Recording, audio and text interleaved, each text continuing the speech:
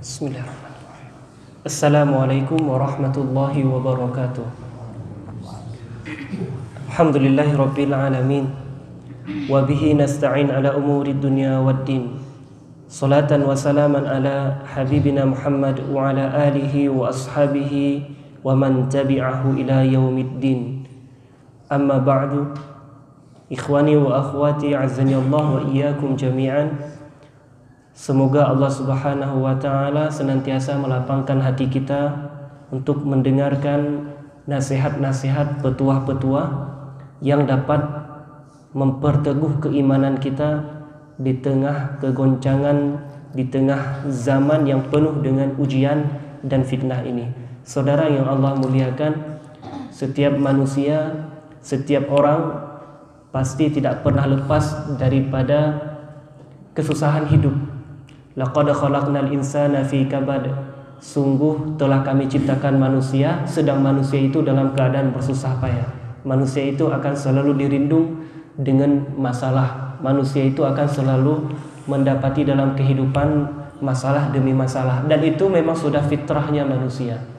Allah tidak menciptakan manusia cuma dengan satu sifat senang terus, tidak. Allah juga tidak menciptakan manusia dengan satu sifat sedih selalu, tidak. Tetapi ada kalanya dia bahagia, ada kalanya dia sedih, ada kalanya dia susah, ada kalanya dia lapang. Dan itulah buah daripada tawakal kepada Allah sebagai jalan keluar setiap hamba menghadapi masalah-masalah dalam hidup. Wa may yatawakkal 'alallahi fahuwa hasbuh. Dan barang siapa yang bertawakal kepada Allah, maka Allah cukup baginya. Cukuplah Allah baginya. Dalam satu ungkapan yang pernah diucapkan oleh Umar bin Khattab kepada para sahabat yang lain, "Lau tawakkaltum haqqa tawakkulihi la razaqakumullahu kama yarzuqut tayr takhdu khimasan wa taruhu bitanan." Seandainya kalian mau bertawakal dengan tawakal yang sebetul-betulnya tawakal, maka Allah akan memberikan rizki kepada kalian sebagaimana Allah berikan rizki kepada burung-burung. Bagaimana Allah berikan rizki kepada burung-burung? Ketika burung tadi keluar dari sarang dalam keadaan perut kosong, dalam keadaan lapar, ketika dia pulang dalam keadaan kenyang. Bahkan ada oleh-oleh yang bisa dia berikan kepada anak-anaknya yang berada di sarang burung tersebut. Coba. Padahal yang namanya burung tidak memiliki akal seperti manusia. Tidak ada bagi burung istilahnya untuk mengais rizki, harus berjualan, harus bercocok tanam, harus kalkulasi berapa keuntungan profit. Tidak ada itu pada hewan. Tetapi kenapa hewan tidak pernah takut akan kelaparan, tidak pernah takut rizkinya hilang? Itu karena hewan tadi mengimplementasikan yang namanya tawakal dengan sebenar-benarnya tawakal. Mereka betul-betul tawakal kepada Allah, maka sebagaimana firman Allah, fahuwa hasbuh, cukuplah Allah baginya. Saudara yang Allah muliakan, dalam bab tawakal ini mari kita membacakan dan merenungi satu hadis dari Rasulullah sallallahu alaihi wasallam yang diriwayatkan oleh Anas bin Malik radhiyallahu anhu, bahwa Rasulullah sallallahu alaihi wasallam bersabda, "Man qala," yakni idza kharaja min baitihi, "Bismillahi tawakkaltu 'ala Allah wa la haula wa la quwwata illa billah, yuqalu lahu hudita wa kufita wa wuqita wa tanahha 'anhu syaitan." Hadis yang diriwayatkan oleh Abu Daud, Imam At-Tirmidzi, Imam An-Nasa'i dan wa ghairuhum, dan yang lain-lain. Kemudian Imam At-Tirmidzi sampai menambahkan hadis hasan, haditsun hasan. Abu Daud menambahkan, fayaqulu yakni asy-syaitanu li syaitani akhar kaifa laka bi rajulin qad hudiya wa kufiya wa ruqya. Dari Anas radhiyallahu anhu, beliau berkata bahwa Rasulullah sallallahu alaihi wasallam bersabda, barang siapa yang membaca doa, yakni ketika keluar dari rumahnya dengan menyebut bismillah tawakkaltu 'ala Allah wa la haula wa la quwwata illa billah, dengan nama Allah aku bertawakal kepada Allah, Tawakkaltu 'ala Allah, la haula wa la quwwata illa billah. Tidak ada daya dan tidak ada upaya melainkan hanya milik Allah. Maka akan dikatakan kepadanya, kamu telah diberi petunjuk, hudita. Kamu telah dicukupi, wa kufita. Dan kamu telah dilindungi, wa wuqita. Dan syaitan akan menyingkir darinya, wa tanaha anhu syaitan. Ditambahkan oleh Imam Abu Daud dalam riwayat yang lain, lantas dia berkata, yakni syaitan kepada syaitan yang lain. Ini syaitan berkata kepada kawannya syaitan ketika ada seseorang yang keluar rumah dengan membaca doa tadi. Si syaitan satu berkata kepada syaitan yang lain yang hendak menggodanya, bagaimana engkau akan menggoda orang itu sedang dia telah diberi petunjuk dan dia telah dicukupi, alias dia telah ditolong oleh Allah dan dia dilindungi oleh Allah Subhanahu wa ta'ala. Saudara yang Allah muliakan, doa silahul mu'min, senjata orang beriman. Doa adalah ruhnya ibadah, mukhul ibadah, ruhnya ibadah. Doa, saudara yang Allah muliakan, adalah ibadah yang sebenarnya sangat simpel kita lakukan, simpel sekali. Doa tidak perlu bahkan harus berwudu, tapi kapanpun kita bisa berdoa. Dalam keadaan bagaimanapun masih bisa kita berdoa. Wa idza sa'alaka 'ibadi 'anni fa inni qarib. Apabila engkau Muhammad ditanyakan kepadamu tentang aku, kata Allah, fa inni qarib, maka aku sangat dekat. Fal yastajibu li wal yu'minu bi la'allahum yarshudun. Hendaklah mereka meminta kepadaku, kata Allah, dan beriman kepadaku agar mereka mendapatkan petunjuk. Allah Subhanahu wa ta'ala dalam bab doa akan mengabulkan doa hamba-hamba yang meminta. Bahkan si hamba tersebut saking simpelnya ibadah ini tak perlu berwudu pun bisa saja berdoa. Dimanapun dia berada, nggak perlu di musola pun dia masih bisa berdoa. Dalam kondisi apapun dia masih bisa berdoa. Coba. Namun apa yang membuat kita terlalu lalai daripada doa? Sedangkan doa silahul mu'min, senjatanya orang-orang yang beriman. Maka hadis Rasulullah yang tadi kita bacakan merupakan konsep kehidupan ketika kita keluar dari rumah. Banyak orang hari ini ketika keluar dari rumah lupa membaca doa. Akibat dari perbuatan tersebut, mungkin dalam perjalanan dia nanti dia terjatuh ke dalam maksiat karena tak ada yang melindunginya. Mungkin dalam perjalanan dia tersesat. Mungkin dalam perjalanan dia mendapatkan musibah demi musibah. Kenapa? Karena dia tidak dilindungi oleh Allah Subhanahu wa ta'ala. Biasakan hidup kita dengan doa keseharian. Biasakan hidup kita dengan sunnah-sunnah doa harian yang mesti kita baca dan mesti kita hafalkan. Doa makan, doa masuk kamar mandi, doa keluar kamar mandi, doa kapanpun, termasuk juga doa keluar rumah.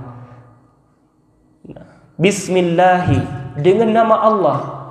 Ketika keluar rumah berarti di situ kita sedang bertawakal kepada Allah dengan menyebut nama Allah. Sehingga kata Rasulullah dalam hadis yang lain, kullu amrin dzibalin la yubda'u bi bismillahi fahuwa abtar. Segala perbuatan yang tidak dimulai dengan bismillah, maka perbuatan tersebut tertolak.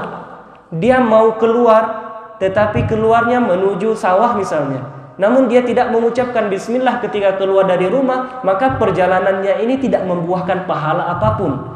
Beda dengan orang yang keluar dari rumahnya, mau kemanapun dia pergi, dia membaca doa bismillah, dia sebut nama Allah, maka Allah akan menjaga dirinya agar tidak terpeleset kaki ke dalam maksiat. Wa tawakkaltu 'ala Allah, bismillah tawakkaltu 'ala Allah, dengan namamu ya Allah aku menyerahkan, aku bertawakal kepadamu, menyerahkan diri kepada Allah. Sadar betul bahwa wala haula wala quwata illa billah, tiada daya dan tiada upaya kecuali Allah. Sadar bahwa kaki yang melangkah ini bukan karena memang badan yang sehat sehingga mampu melangkah, bukan, tetapi karena ada al-quwwah, ada kekuatan dari Allah, ada pertolongan dari Allah. Atas izin Allah kakinya bisa melangkah. Sadar betul ini orang ketika dia baca doa ini bahwa mata yang bisa melihat itu bukan karena badan tubuh yang sehat, tetapi karena Allah masih mengizinkan mata dia untuk melihat. Sadar betul ini orang ketika dia baca doa tadi bahwa tangan yang menggenggam bukan karena pada tubuh yang sehat, bukan begitu alasannya, tetapi tangan ini masih diizinkan oleh Allah. Coba kalau suatu saat Allah cabut penglihatan, coba kalau suatu saat Allah cabut kaki, dan lebih daripada itu, dia sadar bahwa nikmat tubuh yang Allah berikan ini ada kalanya Allah cabut satu persatu, ada kalanya Allah cabut sekaligus. Ketika Allah melihat pada hambanya, dia tidak menggunakan ini pada yang semestinya, dia tidak menggunakan mata pada yang semestinya, dia tidak menggunakan telinga pada yang semestinya. Walladzi ja'ala lakumus sama wal absara wal afidah qalilan ma tashkurun. Allah lah yang menjadikan kepada kalian, kepada engkau semua, sam'a, telinga untuk mendengar, walladzi ja'ala lakumus sama wal absara, dan pandangan untuk melihat, wal afidah, dan hati untuk memikirkan, menimbang, dan hati untuk berfikir. Qalilan ma tashkurun. Kenapa sedikit sekali yang bersyukur kepada Allah? Maka mata bukan untuk melihat yang haram, maka mata bukan untuk melihat gambar-gambar yang tidak boleh dilihat, yang haram, bukan untuk melihat film yang haram. Mata telinga bukan untuk mendengar ghibah, mendengar yang haram, mendengar musik-musik syahwat. Maka hati bukan untuk berfikir, berencana melakukan sesuatu yang haram. Karena yang seperti itu akan jadi kepada orang yang sedikit bersyukur. Orang yang bersyukur kepada Allah, mata untuk melihat yang baik, telinga untuk mendengar yang baik, begitu juga hati untuk berencana akan kebaikan demi kebaikan. Dia meletakkan segala nikmat itu pada yang disukai oleh Allah Subhanahu wa taala. Maka doa mereka setiap kali keluar rumah adalah la haula wala quwwata illa billah. Tiada daya, tiada upaya, tiada kekuatan, tiada daya, tiada upaya kecuali hanya Allah. Allah yang menjaga mata dia, Allah yang menjaga telinga dia. Efek daripada doa tadi, kata Rasulullah, hudita, dia diberi petunjuk, dia tidak akan sesat dalam jalannya. Wa kufita, dia telah dicukupi, artinya dia ditolong oleh Allah. Wa wuqita, diberi perlindungan oleh Allah. Ketika ada orang yang ingin merampok dirinya, Allah telah lindungi dirinya. Ketika ada orang yang ingin mencuri darinya, Allah akan lindungi dirinya. Ketika ada orang yang ingin mencelakai dia dalam perjalanan tadi, Allah telah melindungi dirinya. Kenapa? Karena dia telah mentawakalkan dirinya kepada Allah. Oh, terjadi juga, Ustaz. Terjadi juga. Itu adalah ujian dari Allah Subhanahu wa taala untuk dia bisa naik kelas, untuk bisa dia lebih dekat kepada Allah. Ujian. Dicelakai dia di tengah jalan. Kemudian ataupun dia dilukai di tengah jalan tadi. Maka itu adalah ujian bagi dirinya, karena dengan seperti itu dia semakin dekat kepada Allah. Oleh karena itu biasakan diri kita, saudaraku yang Allah muliakan, untuk dengan doa Bismillahi tawakkaltu 'alallahi la haula wala quwwata illa billah. Kemudian syaitan, kata Rasulullah, syaitan pun akan menyingkir. Syaitan tidak akan berani mendekati orang yang sudah dijaga oleh Allah Subhanahu wa taala. Di antara kandungan hadis yang kita bacakan barusan adalah keutamaan tawakal kepada Allah serta kewajiban berlindung kepadanya. Sesungguhnya tawakal bagaikan benteng yang kokoh, benteng yang tidak mudah dihancurkan oleh syaitan, benteng yang tidak mudah untuk ditembus oleh syaitan. Karena tawakal itu ada pada hati kita, saudara yang Allah muliakan. Tawakal itu bukan tok pada perbuatan, tetapi tawakal itu ada pada hati dan perbuatan. Kalau hati tidak tawakal, maka belum tawakal. Namun tidak cukup di hati, harus dikaitkan dengan perbuatan. Saya ulangi, tawakal ada pada hati dan pada perbuatan harus menyatu. Ada seseorang ketika dia meletakkan hewan tunggangannya tapi tidak diikat, ditanya kepada dia, kenapa engkau tidak ikat hewan tungganganmu? Aku tawakalkan hewanku kepada Allah. Bukan begitu tawakal, langsung kena tegur. Bukan begitu tawakal. Ikat dulu hewan tungganganmu, baru tawakal kepada Allah. Kalau yang terjadi ternyata lepas juga, kalau yang terjadi ternyata kabur juga, berarti itu ujian dari Allah agar bersabar. Namun yang pastinya tawakal adalah perbuatan hati dan perbuatan amal, harus dikaitkan dua-duanya. Sesungguhnya tawakal bagaikan benteng yang kokoh. Tawakal dari hati, sebagaimana kata salah satu alim ulama, Ibnu Qayyim rahimahullah, hati itu bagaikan benteng. Hati manusia bagaikan benteng. Setiap saat hati itu diperebutkan oleh dua pasukan yang besar, pasukan malaikat dan pasukan syaitan. Kalaulah hati tersebut berhasil dimasuki dan dikuasai oleh pasukan malaikat, maka terlihatlah dari aura yang ditampilkan oleh si pemilik hati adalah orang yang soleh. Dia semakin giat dalam ibadah, dia semakin dekat dengan Allah. Dia ketika menghafal Quran semakin gampang dan lempang dia hafal Quran. Dia semakin termotivasi untuk melakukan kebaikan. Ini hati yang telah dikuasai oleh para malaikat Allah. Namun ingat, syaitan juga tidak akan pernah berhenti. Syaitan akan mencari-cari celah dari jendela, dari pintu, dari ruang bawah tanah, hingga ketika dia berhasil menembus benteng tadi. Di saat si pemilik hati jatuh kepada hawa nafsunya, maka syaitan yang masuk ke dalam benteng akan menutup benteng hati tersebut. Jendelanya, pintunya semua ditutup. Jadilah si pemilik hati tadi yang dikuasai oleh syaitan, dia jarang dekat dengan majelis ilmu, dia tidak mau membaca Quran, dia sibuk dengan perkara-perkara keduniaan. Ini adalah hati yang telah dikuasai oleh syaitan. Maka orang yang bertawakal kepada Allah mestilah mentawakalkan hatinya juga kepada Allah agar selalu dijaga oleh Allah Subhanahu wa taala. Sesungguhnya tawakal bagaikan benteng yang kokoh yang mampu menjaga setiap muslim dari tipu daya syaitan. Tidak ada daya dan upaya bagi seorang hamba dalam menyelesaikan segala urusannya.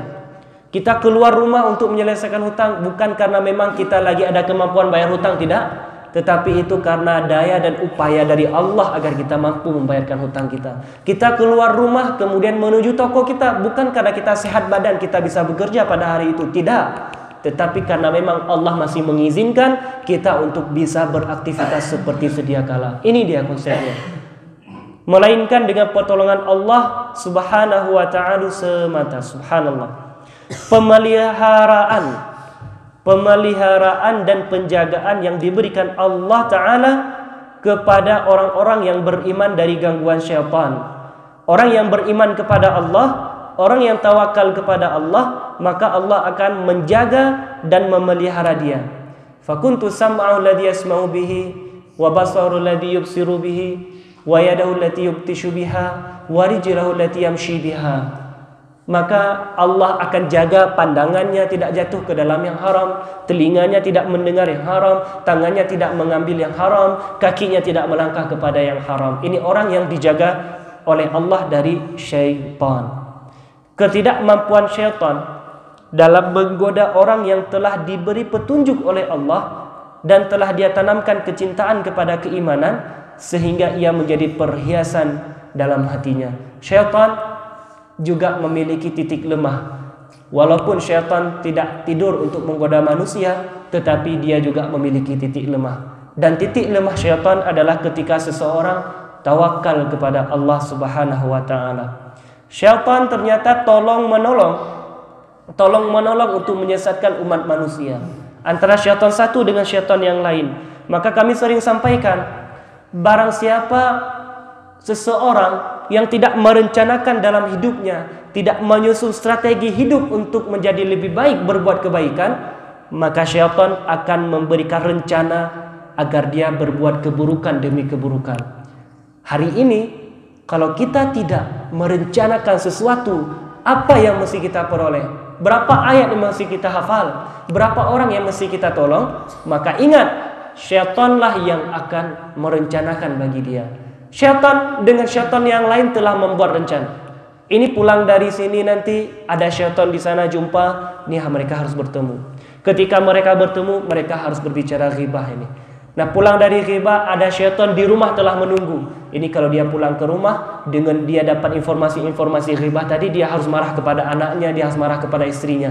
Syaitan di rumah telah menunggu. Begitu terjadi cekcok rumah tangga, nah syaitan di luar telah menunggu. Dia harus keluar lagi. Ketemu dengan syaitan yang di luar, telah direncanakan ada pokoknya syaitan itu telah membuat rencana dan tipu daya terhadap manusia. Maka hati-hati yang tidak membuat rencana kebaikan dalam kehidupannya, maka siap-siap jatuh pada rencana syaitan akan keburukan. Disunnahkan membaca doa setiap kali keluar rumah agar mendapatkan kebaikan yang terkandung di dalamnya. Semoga Allah Subhanahu wa taala senantiasa menjaga kita, menjaga keimanan kita, dan memberikan kita keistiqomahan dan kemampuan bertawakal kepada Allah dengan sebenar-benarnya tawakal. Kita padai pertemuan kita padai kajian singkat subuh ini dengan doa kafaratul majlis. Subhanakallahumma wa bihamdika asyhadu an la ilaha illa ant astaghfiruka wa natubu ilaik. Assalamualaikum warahmatullahi wabarakatuh.